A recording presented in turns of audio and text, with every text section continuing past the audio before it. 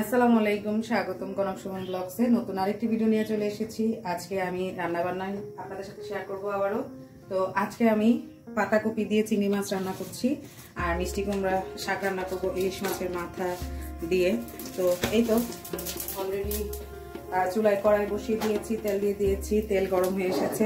এখন আস্ত জিরে দিয়ে দিয়েছি, দিয়ে দিব এখন পেঁয়াজ কুচি।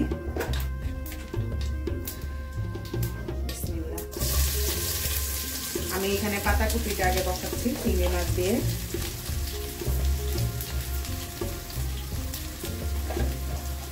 চিংড়ি মাছ দিয়ে পাতাকপি কিন্তু খুব মজার একটা ভাজি হয় বা সবজিও বলতে পারেন। তো এই তো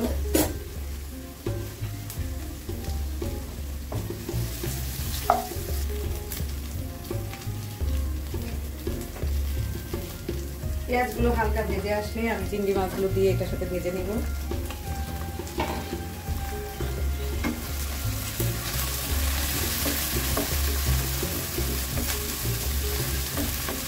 চিংড়ি মাছগুলো হালকা একটু ভাজা হলে আমি এক একে সব মশলাগুলো দিয়ে দেব।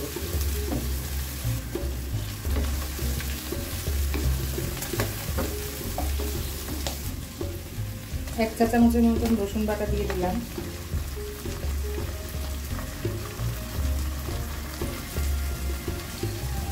হাফ চা চামচ মরিচের গুঁড়া, হাফ চা চামচ হলুদের গুঁড়া, হাফ চা চামচ ধনিয়া গুঁড়া,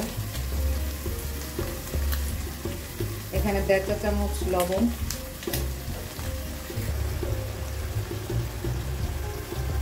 হাফ চা চামচ জিরা গুঁড়ো দিলাম আর একটু পানি দিয়ে দিয়েছি। এখন মশলাটা খুব সুন্দরভাবে কষিয়ে নিব, সাথে চিংড়ি মাছগুলো, তারপরে আমি পাতাকপিগুলো দিয়ে দিব। আর পাতাকপি কুচি কুচি করে কেটে দিয়ে গেছে আপা, এই তো এখন এটা দিয়ে দিব। আমি পাতাকপির সাথে কাঁচামরিচগুলো দিয়ে দিচ্ছি, একসাথে কেটে রেখেছিলাম। এখন এই তো পাতাকপিটাও দিয়ে দিলাম।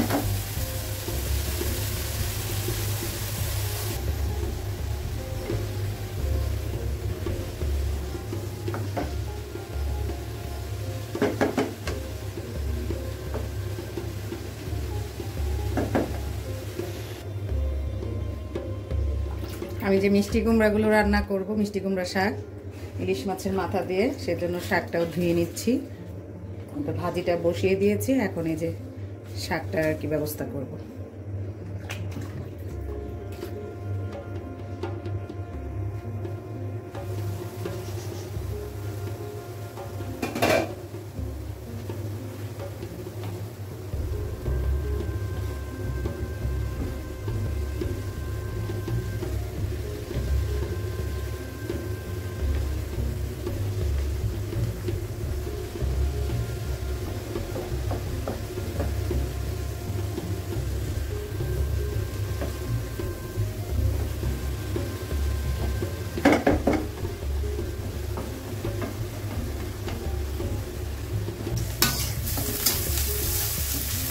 এই চুলায় এখন আমি শাকটা বসিয়ে দিচ্ছি। পেঁয়াজ আর কাঁচামরিচ আস্ত দিয়ে দিয়েছি তেলের মধ্যে। পেঁয়াজটা লাল হয়ে আসলে আমি সব মশলাগুলো দিয়ে দেব। মরিচের গুঁড়া, ধনিয়া গুঁড়া, লবণ, হলুদের গুঁড়া, রসুন বাটা দিয়ে দিয়েছি। দিয়ে দিলাম অল্প একটু পানি।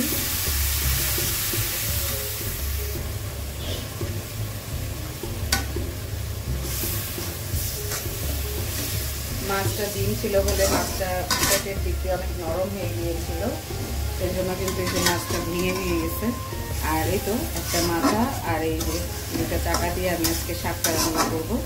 তো মাছটা আগে কষিয়ে নিই, তারপরে আমি শাকগুলো দিয়ে দিব। একদম মানে নর্মাল যেভাবে মানে সবসময় আমি রান্না করি ঠিক সেভাবেই রান্না করছি আজকে শাকটা।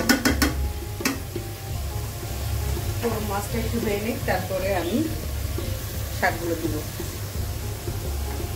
আর এদিকে কিন্তু আমার এই যে পাতাকপি ভাজিটা হয়ে গেছে। আমি আর একটু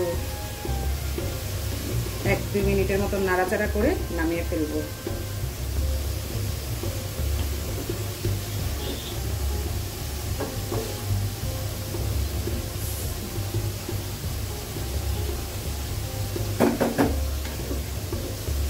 লবণ টবণ সব ঠিক আছে।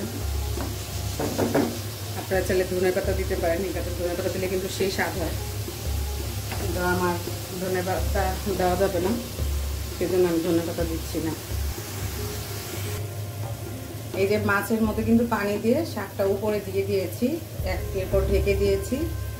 শাকটা মানে একটু মজে আসুক এবং পানিটা উপরে উঠে আসুক, তারপরে নাড়াচাড়া করে দেব।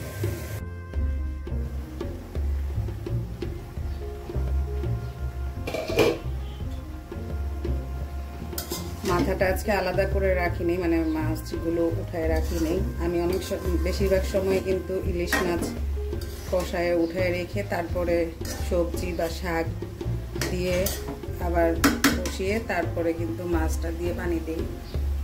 আজকে সেটা করা হয়নি, আজকে এভাবেই করে ফেলছি। তো এই তো এখন একটু পানি দিয়ে দিচ্ছি, যেহেতু মিষ্টি কুমড়া শাকের ঝোল থাকলে ভালো লাগে, তাই তো এর জন্য আমি একটু ঝোল রাখবো, সেজন্য একটু পানি দিলাম। এতক্ষণ তো কষাই নিলাম, এখন দেখি কি হয়।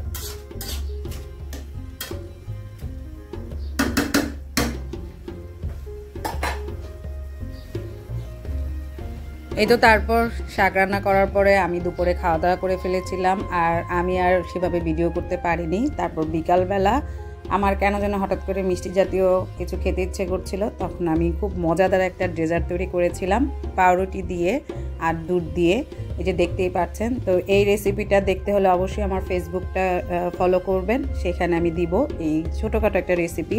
তবে প্রথম হিসেবে খারাপ হয়নি, খুব ভালো হয়েছিল।